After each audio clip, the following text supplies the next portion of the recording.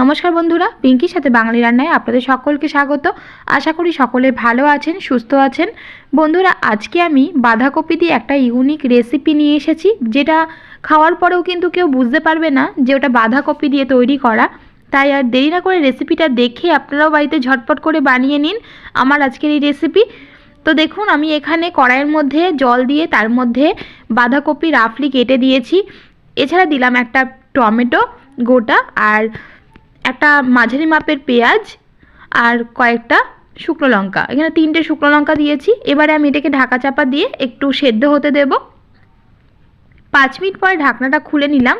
আর এদিকে আমাদের বাঁধাকপি, পেঁয়াজ, টমেটো সব কিছু সেদ্ধ হয়ে গেছে। তো আমি এইগুলোকে আগে তুলে নিচ্ছি, মানে টমেটো, পেঁয়াজ আর শুকনো লঙ্কাটাকে তুলে নিচ্ছি। বন্ধুরা, পেঁয়াজটা আপনারা গোটাও দিতে পারেন, তাতেও হবে। আমি এখানে কেটে দিয়েছিলাম।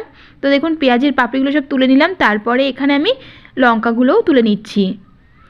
এবার আমি বাঁধাকপিগুলোকে তুলে নেব জল থেকে ছেঁকে। এইভাবে বাঁধাকপিগুলোকে তোলার পর আমি ঠান্ডা করে নেব। ভালো মতো ঠান্ডা করে নেওয়ার পর পরবর্তী স্টেপ দেখুন, আমি এখানে একটা মিক্সিং জার নিয়েছি, এর মধ্যে বাঁধাকপিগুলোকে দিয়ে দিচ্ছি। তো সমস্ত বাঁধাকপিটাকে দিয়ে দিলাম, তার সঙ্গে 2 চামচ মতো গুঁড়ো দুধ দিয়ে দিলাম, আর দিলাম সামান্য লবণ। এবারে মিক্সির ঢাকনাটা আটকে এটাকে পেস্ট করে নেব। দেখুন, বাঁধাকপিটার একটা পেস্ট তৈরি করে নিয়েছি আমি এখানে। এবারে এই পেস্টটাকে অন্য একটা পাত্রের মধ্যে ঢেলে নেব, আর আপনাদেরকে দেখাচ্ছি পেস্টটা ঠিক কতটা স্মুথ হবে। দেখুন, ঠিক এরকমভাবে একটা পেস্ট তৈরি করতে হবে, একদম স্মুথ পেস্ট।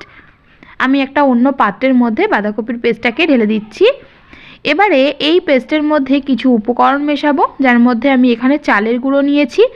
তো এখানে আমি প্রথমে 2 টেবিল চামচ চালের গুঁড়ো দিলাম। তারপরে ভালো করে একটা হ্যান্ড উইক্সের সাহায্যে মিশিয়ে নিচ্ছি। তো তারপরে বাদবাকি যে চালের গুঁড়োটা রয়েছে, মানে আরও 1 চামচ মতো চালের গুঁড়ো রয়েছে, সেটাকে দিয়ে দিলাম। আমি এখানে মোট বড় চামচে 3 চামচ চালের গুঁড়ো অ্যাড করলাম। এবার দিয়ে দিলাম এখানে ভাজা মশলা। এটা আমার বাড়িতে বানানো ভাজা মশলা।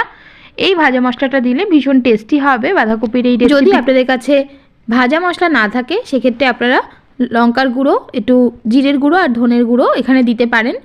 তো খুব ভালো করে মশলা দিয়ে মিক্স করে নিলাম। এবারে এখানে একটা টিফিন বক্স নিয়েছি, এটা চৌকো বলে নিয়েছি, আপনারা যে কোনো পাত্র নিতে পারেন। তো দেখুন, এখানে আমি টিফিন বক্সটার মধ্যে একটু তেল মাখিয়ে নিলাম। এবারে এর মধ্যে যে পেস্টটা রয়েছে এটাকে ঢেলে দেব। বন্ধুরা, আমি এখানে টিফিন বক্সের মধ্যে করে ভাপে বসাবো বাঁধাকপিটাকে। তার জন্য এখানে টিফিন বক্স নিয়েছি, তার মধ্যে একটু তেল মাখিয়ে এর মধ্যে এই বাঁধাকপির মিশ্রণটাকে দিয়ে দিলাম। তারপরে একটা চামচের সাহায্যে সমান করে দিচ্ছি চারিদিকটা। তো এইভাবে চারিদিকটা সমান করে দিলাম। এবারে একটু ট্যাপ করে নেব, তাতে যদি ভেতরে কোনো বাবল হয়ে থাকে তাহলে সেটা ঠিক হয়ে যাবে। এবার এটাকে ভাপে বসাবো। তার জন্য কড়াইয়ের মধ্যে জল দিয়ে একটা বাটি দিয়ে দিয়েছি ছোট, তার মধ্যে আমি টিফিন বক্সটাকে এইভাবে বসিয়ে দিলাম। তবে টিফিন বক্সে কিন্তু ঢাকনা আটকানোর দরকার নেই, শুধু কড়াইয়ের ঢাকনা আটকে 15 মিনিট মতো রাখতে হবে। একেবারে লো ফ্লেম করে 15 মিনিট রাখার পর তারপরে ফ্লেমটাকে অফ করে আমি একদম ঠান্ডা করে নিয়েছি এটাকে। এবারে এটাকে আমি এই টিফিন বক্সের ভেতর থেকে বের করে নেব। একটা চামচের সাহায্যে এইভাবে চারিদিকটাকে ছাড়িয়ে দিলাম। এবারে এটাকে একটা প্লেটের মধ্যে এইভাবে উল্টিয়ে একটু পেছন দিক থেকে এরকম ট্যাপ করলেই কিন্তু বেরিয়ে আসবে সহজে। দেখুন কত সহজে বেরিয়ে আসলো। এবারে এটাকে আমি একটু কাটবো।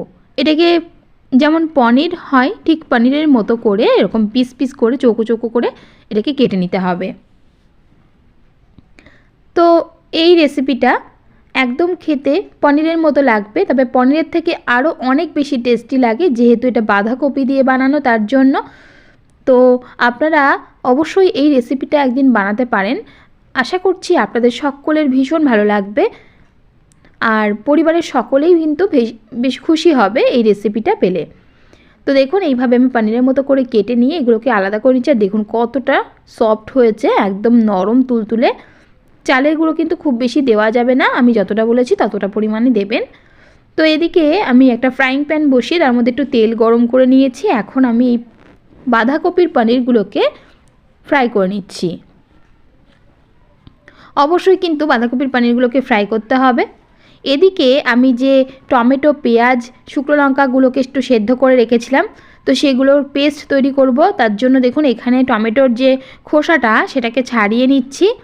এবারে মিক্সিং জারের মধ্যে টমেটো, পেঁয়াজ, লঙ্কা এবং আদা রসুন সব কিছু দিয়ে দিলাম। দিয়ে এবার একটা পেস্ট তৈরি করব। একটু চার মগজ দিয়ে দিলাম, তো এটা অপশনাল, চাইলে দিতেও পারেন আবার নাও দিতে পারেন। তো এদিকে আমাদের বাঁধাকপির পনিরগুলো কিন্তু সুন্দরভাবে ভাজা হয়ে গেছে, আমি এগুলোকে নামিয়ে নেব। তো আমি দুটো ব্যাচে বাঁধাকপির পনিরগুলোকে ভেজে নিয়েছি। এইভাবে কিন্তু বেশ লাল লাল করে ভাজতে হবে, তাহলে এটা টেস্টি হবে বেশি। তো বন্ধুরা এইভাবে ভেজে নেওয়ার পর এগুলোকে আমি তুলে নিচ্ছি। একঘেয়েমি স্বাদ কাটাতে এইভাবে যদি মাঝে মধ্যে ঘুরিয়ে ফিরিয়ে রান্না করা যায় তাহলে দেখবেন নিজেদেরও খুব ভালো লাগে, আর পরিবারের সকলেই কিন্তু এরকম ধরনের ইউনিক রেসিপি খেতে খুবই পছন্দ করে। তো এখানে আমি রান্নাটা স্টার্ট করব। তার জন্য এখানে আলাদা একটা কড়াইয়ের মধ্যে কিছুটা সর্ষের তেল গরম করে নিয়ে তার মধ্যে আলু দিয়ে দিলাম। আলু বলতে আমি এখানে নতুন আলু দিয়েছি, শীতকালের নতুন আলু। তো আলুগুলোকে আগে ভালো করে ভেজে নিতে হবে। আলুগুলোকে বেশ লাল লাল করে ভেজে নেওয়া হয়ে গেছে। এবার আলুগুলোকে আমি তুলে নিচ্ছি। এই তেলের মধ্যে রান্নাটা করতে হবে, তো তার জন্য এর মধ্যে দিয়ে দিলাম গোটা জিরে ফোড়ন। ফোড়নটাকে একটু হালকা ভেজে নেওয়ার পর এর মধ্যে আগে থেকে পেস্ট করে রাখা মশলাটা দিয়ে দিলাম। মশলাটাকে ভালো করে কষাবো। একটু হালকা নাড়াচাড়া করে নেওয়ার পর এর মধ্যে মিক্সির বাটি ধোয়া জলটা দিয়ে দিলাম। তারপরে এটাকে ভালো করে নাড়াচাড়া করে একটু নিলাম। তারপরে এর মধ্যে দিয়ে দিলাম 1 চা চামচ লাল লঙ্কা গুঁড়ো, 1 চা চামচ ধনের গুঁড়ো, 1 চা চামচ জিরের গুঁড়ো আর 1 চা চামচ হলুদ গুঁড়ো এবং স্বাদ অনুযায়ী লবণ। সমস্ত শুকনো মশলাগুলো দেওয়ার পর ভালো করে এটাকে কষাতে হবে। তবে তার আগে আমি চিনি দিয়ে দেবো, একটু চিনি দিয়ে দিলাম। এবারে ভালো করে কষাবো। চিনিটা সম্পূর্ণ অপশনাল, চিনি এবং লাল লঙ্কার গুঁড়োটা যদি আপনারা স্কিপ করতে চান তাহলে করতে পারেন, তবে চিনিটা দিলে কিন্তু বেশ টেস্টি হয়। মশলাটাকে কিছুক্ষণ কষানোর পর এর মধ্যে ভেজে রাখা আলুটা দিয়ে দিলাম। আলুটা দেওয়ার পর মশলাটাকে কিন্তু আরও বেশ কিছুক্ষণ কষাতে হবে। লো টু মাঝারি আছে মশলা অবশ্যই কষাবেন, তাহলে মশলাটা কিন্তু সুন্দরভাবে কষানো হবে এবং ওপরে তেল ভেসে উঠবে। আমি একটু ঢেকে দেব, মোটামুটি 2 মিনিটের জন্য ঢেকে রেখে দেবো লো ফ্লেম করে। ঢাকটা খুলে নিলাম।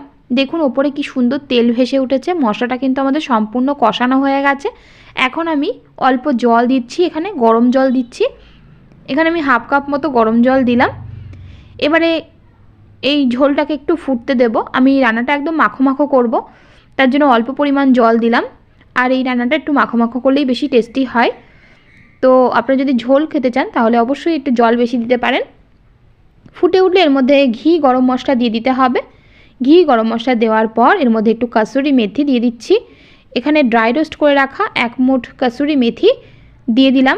এভাবে হাতের সাহায্যে একটু ঘষে, তাহলে বেশি স্ট্রং ফ্লেভার আসবে। তারপরে ভেজে রাখা পনিরগুলোকে, মানে বাঁধাকপির পনিরগুলোকে এর মধ্যে দিয়ে দিলাম।